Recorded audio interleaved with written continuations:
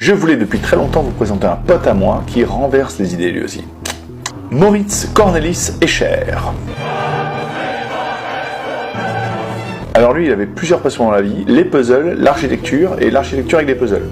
Il a été notamment rendu célèbre pour ce dessin où la perspective part carrément en vacances de la gravité. Il a exploré les thématiques sur la représentation de l'objet du monde, notamment lorsque le tableau représente la réalité du tableau.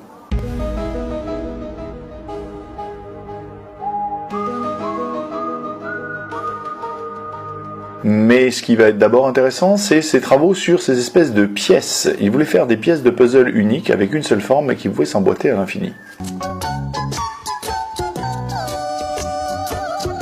Évidemment en terminant le tout avec du surréalisme. Il y a toujours cette histoire de cycle, et le lien entre le dessin et la réalité l'imaginaire et l'imaginaire du dessin. Il explore d'autres puzzles, notamment le cavalier, qui s'emboîte à l'infini, mais en décalage. Pourquoi pas un oiseau bleu, un oiseau blanc? Toujours la même forme de l'oiseau. Et si on mettait un oiseau, un poisson? Allez, chiche. Et sur une sphère alors? Et un ange et un démon, mais sur une sphère? Donc du coup, il s'amuse bien, et il en profite pour nous faire passer de temps en temps des petits messages de propagande avant-gardiste. Là où je vais vous faire perdre un petit peu de temps, c'est sur l'une de ces gravures qui m'a semblé intéressante. Qu'est-ce qu'on voit quand on est neurodivergent et qu'on regarde un tableau d'Escher?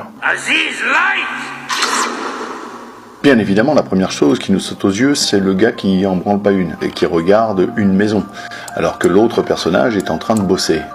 Maintenant, qu'est-ce qu'il regarde? Il regarde un moulin qui exerce un travail mécanique. De l'autre côté, on a un travail biologique. Et en même temps, le travail mécanique est issu d'un travail biologique, puisqu'on a construit le moulin, et même de la fusise, puisque la roue est en bois. Il y a donc clairement deux sources d'énergie distinctes. La première venant de moi, quand je bouge les choses, mais de l'autre côté, elle vient d'où? Alors l'énergie, qui est-ce qui bouge les choses? D'où vient la force? Et quand on remonte le dessin nous montre quelque chose d'absurde, qui défie la raison, la rivière perpétuelle qui se renverserait sur elle-même. Or, on n'est pas très loin de la réalité, puisque finalement c'est l'évaporation qui fait que l'eau remonte sur la montagne, qu'elle descend et qu'il y a un barrage. Donc toute force hydraulique est par définition une force solaire. Et c'est là qu'évidemment tout le monde aura noté les deux formes bizarres au sommet des deux tours. Celle de gauche, tout le monde l'a vue, est obtenue par la rotation à 45 degrés d'un cube dans les trois directions. Celle de droite, en revanche, ne peut être obtenue que par l'absence. Ce qui nous donne bien sûr une dualité entre l'ajout et le retrait, soit les opérations booléennes, soit un plus et un moins. Oh, nous voilà de retour sur l'énergie. Mais qu'y a-t-il tout en bas? Là, peut-être l'artiste, il a mangé un peu trop de champi à l'époque, je ne sais pas si tout était réglementé. À mon avis, en automne, la soupetta felice.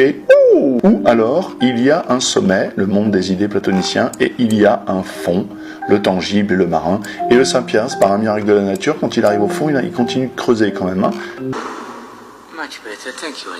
Je vous dis à ce soir, parce qu'en ce moment, c'est live tous les soirs. Mais ouais, c'est la fête, c'est Noël, c'est comme ça.